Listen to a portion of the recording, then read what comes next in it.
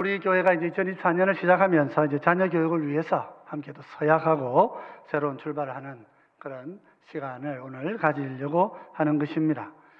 교회, 제가 전에도 한번 설명을 드렸습니다만은 한국말로는 교회입니다. 한자어를 가지고 우리가 교회라 그랬고요. 순수하게 이제 우리 한글로만 쓰면 가르치는 모임이라 이렇게 교회가 되는 것이죠.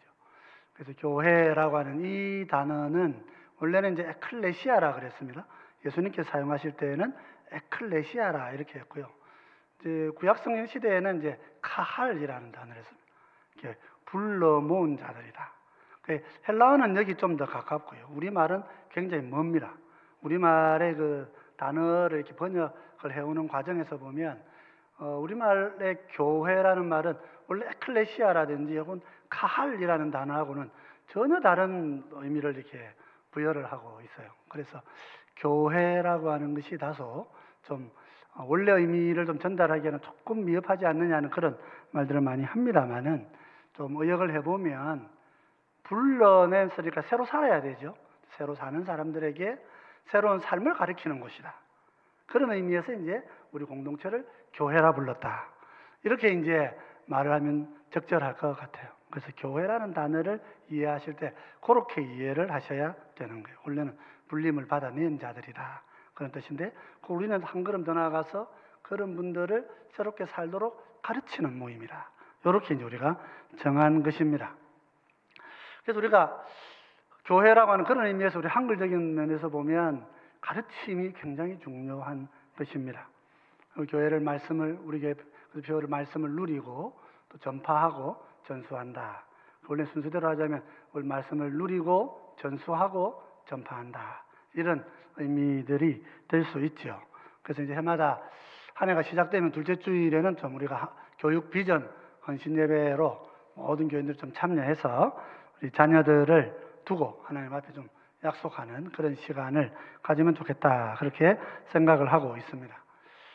사실 유아 세대 교인들을 양육하는 것은 굉장히 중요한 일입니다. 어쩌면 교회의 사명이라고 말한다면 어떤 의미에서는 유아 세대 교인을 가르치는 데 있습니다. 물론 이제 우리 성도들도 지속적으로 말씀을 배워가야 되죠. 나도 지속적으로 말씀을 배워가야 됩니다만은 내가 하나님 앞에서 바르게 기르고 나와 함께 언약에 참여한 내 아이를 하나님과의 관계에 참여한 아이 아닙니까? 이 아이를 내가 고백함으로써 참여하게 된 아이들인데 이 아이들을 내가 자기 입으로 신앙을 고백하는 날까지 바르게 신앙을 고백할 수 있도록 가르치겠다. 이건 굉장히 중요한 부분이라 할 수 있죠. 물론 우리의 교육에 신앙이 전수되어지는 것은 아닐 수가 있습니다. 왜냐하면 이것도 하나님의 은혜죠. 우리 자녀들이 길로 보면 알 수 있지 않습니까? 꼭 안 가르쳤기 때문에 교회 안 오는 거 아닙니다. 가르쳤는데도 또 지 생각이 있는 거예요. 가르쳤는데도 자기 마음에 자기 생각이 있어요. 그래서 부모가 할 수 있는 한 최대한 가르치지만 또 내 손을 넘어가는 그런 경우가 있다는 거지요. 그래서 우리가 할 수 있는 일을 최선을 다한다는 의미에서 우리는 교육에 최선을 다하려고 애를 써가야 하는 것입니다. 그래서 오늘 우리 잠언을 보면 잠언은 자녀들을 위해서 말씀을 특별히 만들어 놓은 그런 말씀이란 말이죠. 그래서 자녀들에게 특별히 뭘 가르쳐야 되느냐 하는 것을 이렇게 강조해서 알려주고 있습니다. 오늘 본문 1, 2절을 읽어보면 이렇게 되어 있습니다. 다윗의 아들 이스라엘 왕 솔로몬의 잠언이라. 이는 지혜와 훈계를 알게 하며 명철의 말씀을 깨닫게 하며 이렇게 되어 있습니다. 여기 보면 지혜와 훈계를 알려. 그래서도 이제 지혜와 훈계로 양육합시다, 인도합시다, 뭐 그런 제목을 달았습니다만, 요렇게 좀 구성을 2절로 이렇게 볼 때는 좀 이렇게 읽어도 됩니다. 지혜를 훈육합시다. 이런 뜻도 됩니다. 지혜로서 훈육을 합시다. 그리고 명철의 말씀을 깨닫게 합시다. 이런 의미가 되는 것이죠. 사실 우리 부모들이 이 한자어를 사용하고 있는 이 동양의 특별히 일본, 중국, 한국은 엄청난 교육열을 가지고 있는 나라입니다. 이 세 나라가 다른 나라에 비해서 이렇게 좀 강력하게 경제적인 성장도 이루고 있고 도덕 수준도 굉장히 높죠. 도덕 수준도 굉장히 높습니다. 사실 기독교가 들어가기 이전까지의 유럽은 뭐 어떤 의미에서는 뭐 개차반의 삶을 삽니다. 그러다가 이제 복음이 들어가면서 유럽이 이제 아주 문명화되어지는데 기독교 없이 굉장히 도덕적이고 순수하고 아주 순결하게 그렇게 살아온 문화권이 있다면 이게 한자 문화권입니다. 유교 문화권이 굉장히 도덕을 강조하고 윤리를 강조합니다. 우리 북한 사회도 이렇게 간혹 이렇게 들여다보면 북한의 아주머니들이 도덕이 문제가 많다. 요즘 아이들은 도덕이 문제가 많다. 이런 말도 우리가 듣잖아요. 드라마를 보면서. 못 듣는데 북한도 보십시오. 굉장히 도덕을 강조하는 그런 사회라는 것을 우리가 알 수 있죠. 그 사회주의권, 사회주의와 이런 북한은 공산주의입니다만 공산주의와 유교주의가 만나가지고 굉장히 도덕의 수준이 높은 그런 삶을 요구를 하는 것을 볼 수가 있죠. 이런 독특한 환경 속에서 이제 사실 우리 대한민국이라고 하는 이 나라 속 교회가 이렇게 세워졌는데요. 오늘 우리가 이렇게 좀 본문을 좀 보면서 이제 한 가지 좀 우리 크리스찬으로서 우리가 좀 생각해 봐야 될 것이 있습니다. 그것은 성경은 이렇게 하나님의 말씀을 가르치라. 지혜와 명철, 지혜를 훈육하고 명철의 말씀을 깨닫도록 이렇게 가르쳐라 하는 이런 말씀들이 나타나는데 사실 우리 크리스찬들 부모들의 마음을 좀 돌아보면 우리가 하나님 말씀을 자녀들에게 좀 가르칠 만큼 준비가 돼 있나? 어떻습니까, 여러분? 내가 좀 준비가 돼 있는 것 같습니까? 저도 자녀들을 앉혀놓고 이렇게 좀 가르치려고 그러면 아빠 말이 너무 길어요. 너무 오래 말씀을 하세요. 좀 짧게 해주세요. 이래가지고 한번 모여봐라 이러면 너무 길게 하실 거니까 오늘은 안 모일랍니다. 이러고 방에서 안 나옵니다. 우리 자녀들이 제 자녀들이 말 잘 듣는 편인데도 뭘 좀 하려 그러면은 안 나오려 그래요. 아빠는 1절 2절이 아니라 5절 6절까지 하기 때문에 안 된다고 이제 그렇게 생각한단 말이죠. 이제 가르치는 방법도 문제가 있는 것이고 또 그다음에 이제 가르치는 내용을 좀 잘 갖고 계시느냐 이렇게 질문해 보면 그것도 좀 자신이 없어요. 그 자녀들에게 뭘 잘 못 가르치는 게 우리들의 현실이죠. 이러다 보니까 부모에게서 뭘 잘 배운 자녀들이 많지 않습니다. 부모이면서 옛날에 이제 부모가 스승이 되고 이렇게 스승이 되고 또 신앙의 모범이 되어져 주면 참 좋은데 그게 생각보다 안 쉽거든요. 그러니까 우리 부모님들도 그 일에 실패하셨기 때문에 오늘 우리가 마음의 결심은 하지만 그게 참 쉽지 않아요. 이제 기대는 저는 이제 우리 교회의 요 디딤돌 교구에 있는 요즘 젊은 세대들이 소위 이제 윗물은 더러워도 아랫물은 맑아라 이런 마음으로 이제 위에 사람들은 모범을 잘 못 보여줘도 너네들을 한번 잘해봐라 그런 격려를 좀 하고 싶은 것이죠. 그래서 우리가 말씀 가르치는 일 참 중요한데 사실은 그렇지 못합니다. 또 우리 관심도 실제로는 아이들에게 인문 지식 가치를 많이 배워라, 언어 많이 알아라, 영어는 할 줄 알아야 된다, 이런 얘기들 하지 않습니까? 수학과 물리 이런 건 잘해야 된다, 역사도 잘해야 된다, 사실은 가르치려고 하는 건 많은데 실제로 제일 중심에 하나님의 지혜를 가르쳐야 되겠다. 요 마음을 가지고 자신을 준비한 사람들이 많지 못한 것입니다. 여기에 한편으로 보면 우리가 좀 신앙에 좋은 부모가 되고 선생이 되는 좀 실패한 측면이 있는 것 아닌가 이제 그런 생각이 듭니다. 그래서 사실 오늘 우리가 이 본문을 읽어보면 참 도전이 됩니다. 왜 그렇습니까? 솔로몬이 아들한테 말씀을 주잖아요. 아들아, 아버지 말을 좀 잘 들어봐라 하고 이렇게 편지를 써서 글로 남긴 거 아니겠습니까? 우리 부모의 마음이 사실은 자녀들에게 이렇게 뭘 남겨줄 줄 알 때, 남겨준다 할 때에 돈 주고 집 주고 하는 것보다도 지혜를 주는 게 제일 큰 거잖아요. 그럼 자기가 알아서 또 부자가 되고 합니다. 3대 부자 없고 3대 가난한 사람 없다 그런 말도 우리가 하지 않습니까? 지가 노력 안 하고 받은 집 다 날려먹고 그래 사는 게 일반적인 흐름이죠. 근데 그걸 이제 잘 살아갈 수 있는 지혜를 준다 그러면 그건 좀 다른 문제가 되는 거죠. 그래서 우리 탈무드에도 아이에게 고기를 달라면 고기를 주지 말고 낚시법을 가르쳐라. 고기 잡는 법을 가르치면 제가 네가 주는 것보다 훨씬 많은 고기를 먹고 살지 않겠느냐. 뭐 이제 그런 이야기들이 있는 것입니다. 그래서 우리가 이 잠언을 보고 좀 배울 필요가 있습니다. 잠언에는 말씀도 어렵습니다. 그리고 우리 사회의 비유가 아니기 때문에 다른 사회의 비유니까 조금 우리가 연구가 좀 필요하기도 하죠. 그러나 잠언은 사실 매일 읽는 것이 필요합니다.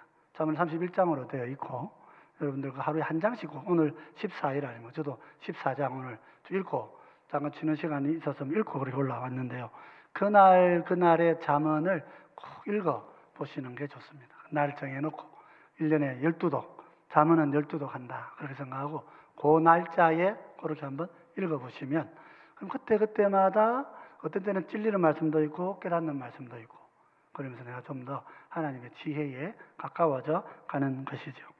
오늘 우리 2절을 아까 우리 봤습니다만 이 2절을 보면 잠언 이렇게 얘기합니다. 이는 지혜와 훈계를 알게 하며 명철의 말씀을 깨닫게 하며 이게 반복이거든요. 병행 반복이라 이렇게 병행절 이렇게 보시면 됩니다. 그러니까 이것은 병행인데 어떤 병행이냐면 반복적으로 나타나는 동일한 내용의 반복이다 이렇게 보시면 돼요. 그러니까 히브리 시는 이런 식으로 시가 되어 있어요.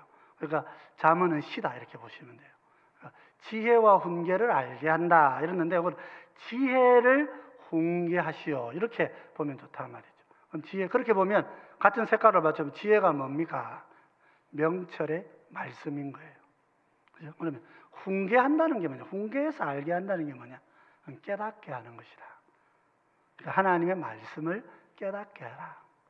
그죠? 그래서 자기 자녀에게 손주를 그리 가르치라 이 말이에요. 네 아들을 가르칠 때에는 지혜를 가지고 훈계를 하고 명철의 말씀을 읽어주어서 깨닫게 해야 된다. 하나님의 말씀을 주는 거죠. 그래서 히브리인들에게 있어서 유대인들에게 있어서 지혜는 한 세 가지 정도 된다 그래요. 첫 번째 지혜가 율법이 지혜입니다. 하나님의 말씀이 지혜입니다. 그래서 우리가 구약 성경을 읽을 때에 율법은 물론 율법의 제사 제도는 잘 기억하셔야 됩니다. 율법의 제사 제도는 폐지가 된 것입니다. 폐지된 것은 이제 안 해도 된다 그런 뜻입니다. 제사 제도는 안 해도 돼요. 그러나 율법의 시민법이 있습니다. 의식법은 폐지가 되었고 그 다음에 이제 시민법은 만료가 되었다 그렇게 되어 있습니다.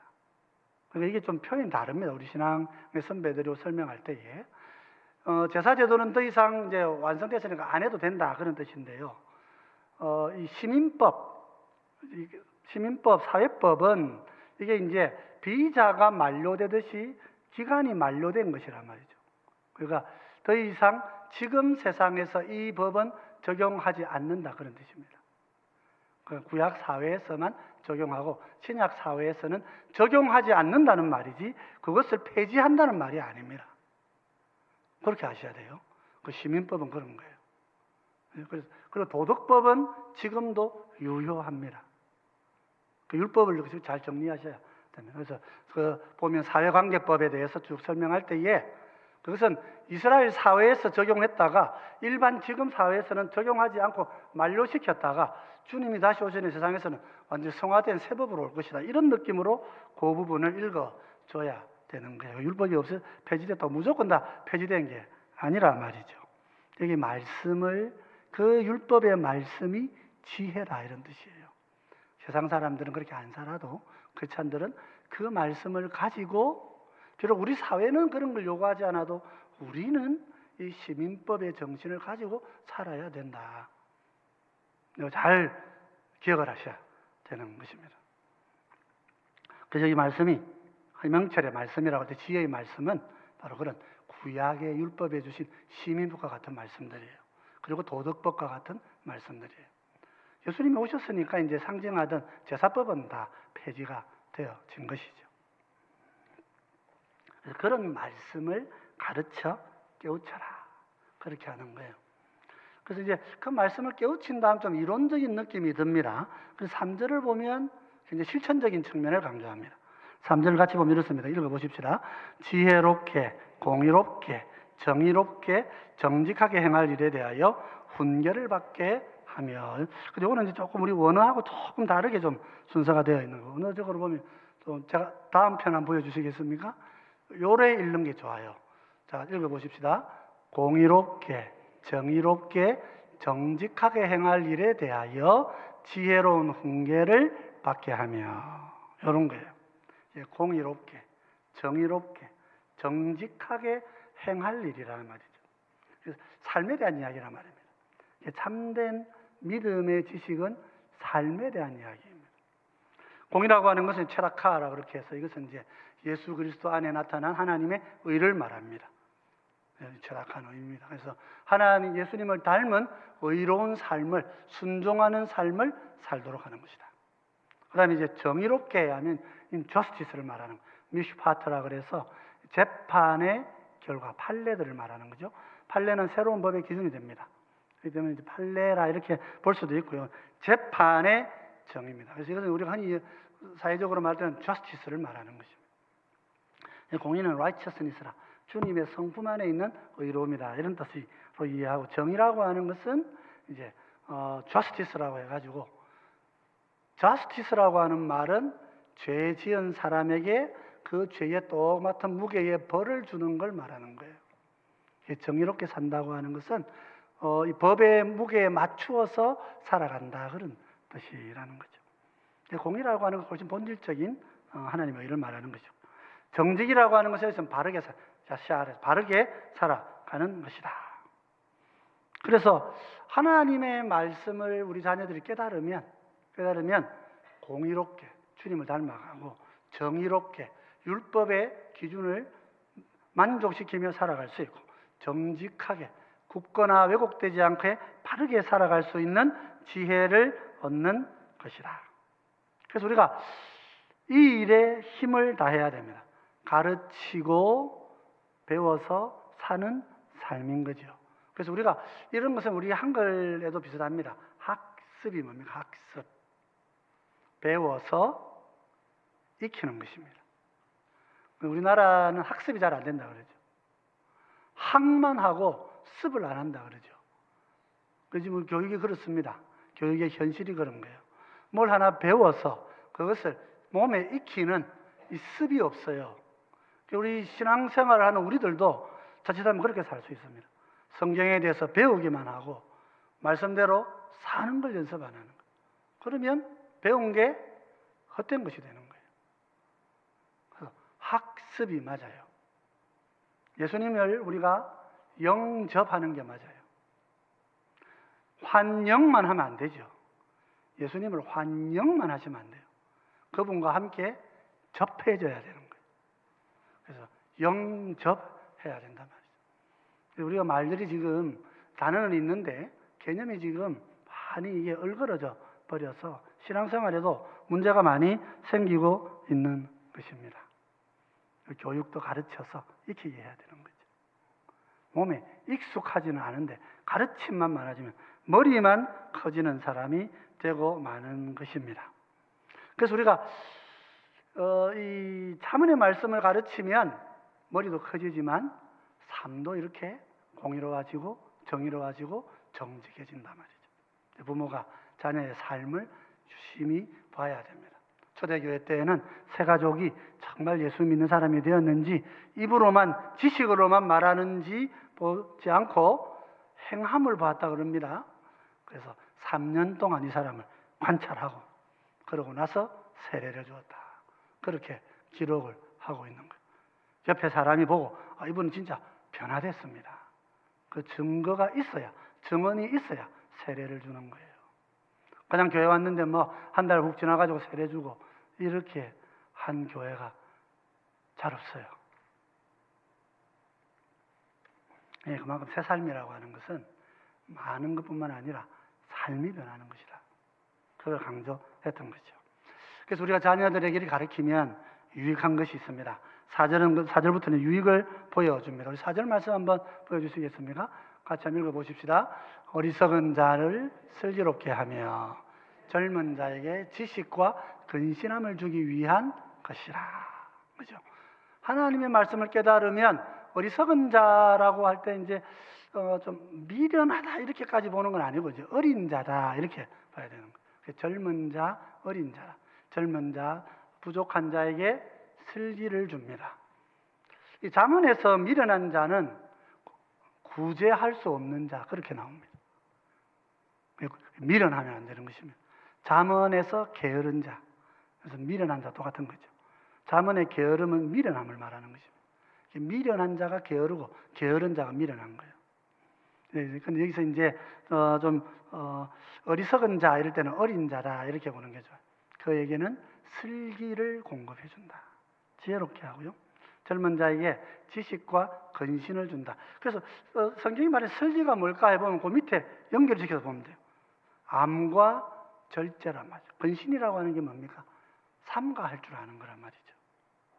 요즘 우리가 조금만 돈 좀 갖고 있으면 돈 가지고 있다고 막 떠벌려야 되고, 뭐 좀 하나 있으면 뭐 됐으면 됐다고 막 그렇게 하는 거, 감정대로 다 하는, 화나면 막 화난 대로 다 야단을 치고, 좋다면 혼자 좋아가지고 또 모든 사람 무시하고 혼자 좋아하고, 그죠?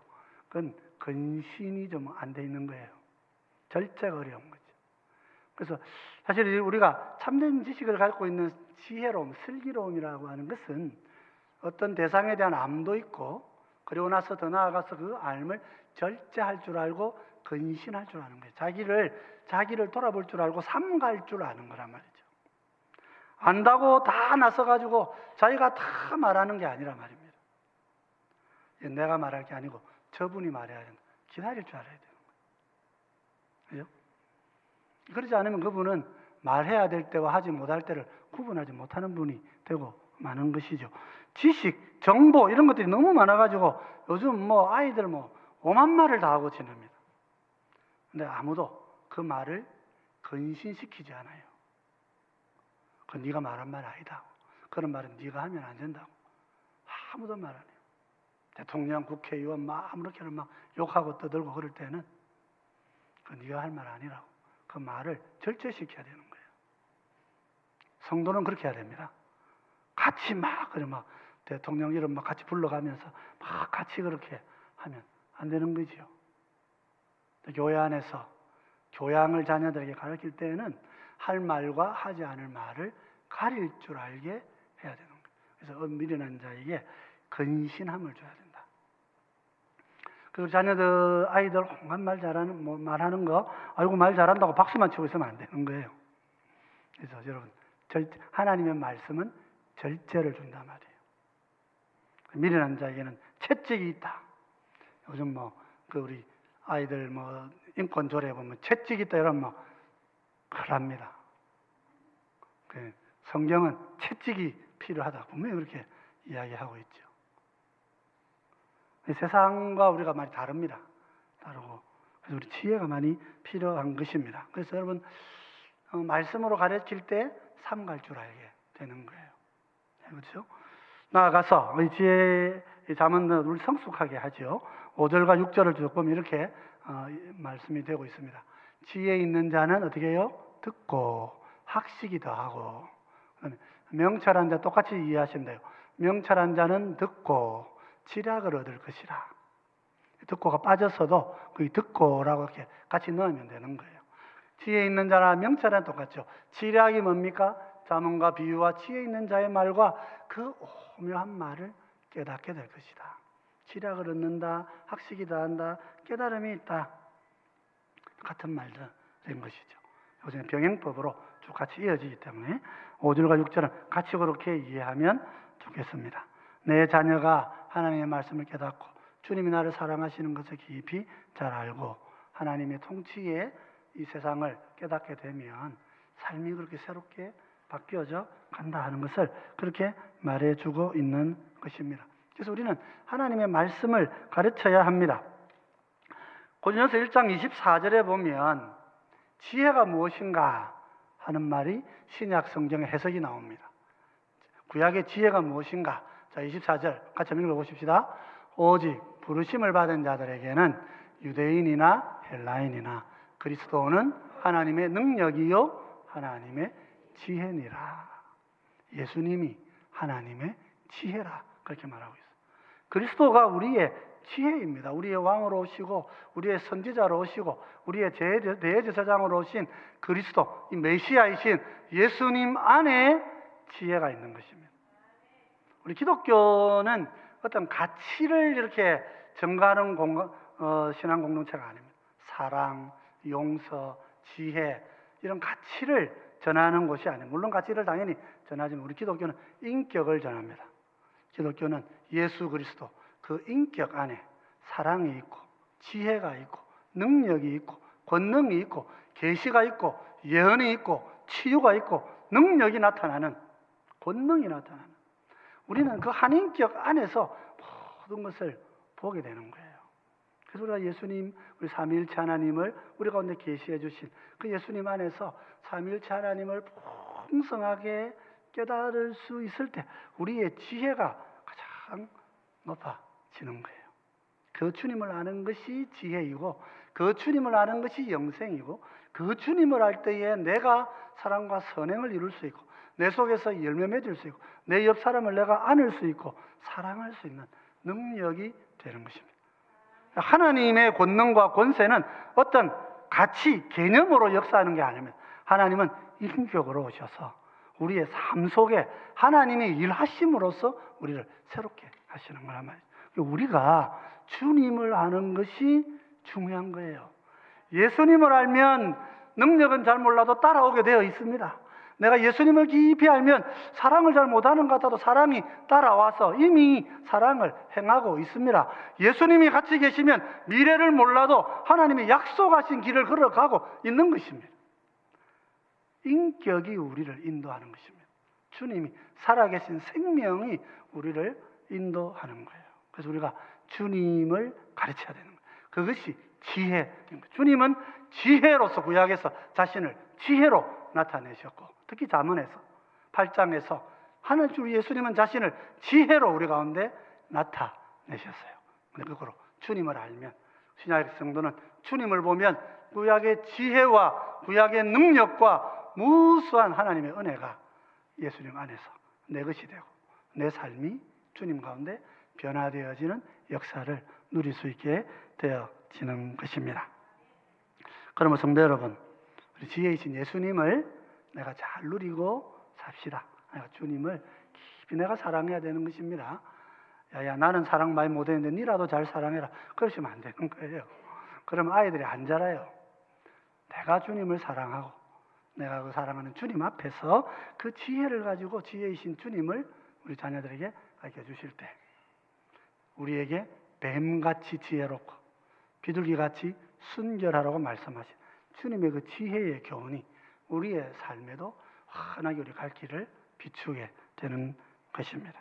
우리 올해 안에도 이런 말씀 마음에 잘 붙드시고 내가 주님을 아는 만큼 내가 자녀들에게 주님의 빛을 비추어서 그래서 주님을 더 배우고 주님의 참된 지혜를 깨달아 살아가는 우리 모두가 되고 우리 자녀가 될 수 있도록 그렇게 인도하시는 여러분 되시기를 바랍니다.